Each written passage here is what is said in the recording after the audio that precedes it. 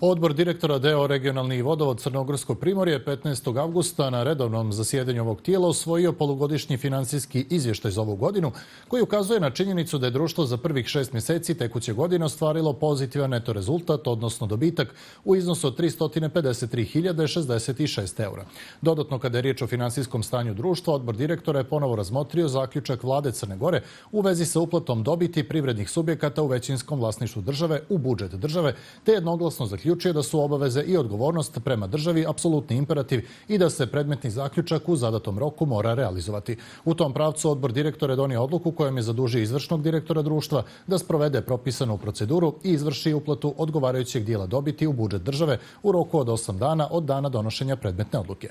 Posebna pažnja članova odbora direktora bila je usmjerena na elaborat o stanju i mogućnostima proširenja i optimizacije kapaciteta vodoizvorišta Bolje Sestre, u kom je istaknuto nekoliko predloga rješenja za sanaciju trenutno nepovoljnog stanja vodoizvorišta.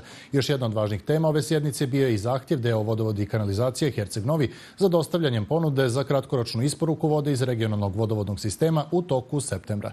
Donijeta je odluka da se ovim vodovodnim preduzećem zaključi ugovor o isporuci vode na 3 mjeseca, što je minimalni rok koji se mora ispoštovati shodno zakonu o regionalnom vodosnabdijevanju Crnogorskog primorja i zaključku vlade kojim je data saglasnost na način i cijene isporuke vode iz regionalnog vodovodnog sistema. Navodi se između ostalog u saopštenju regionalnog vodovoda.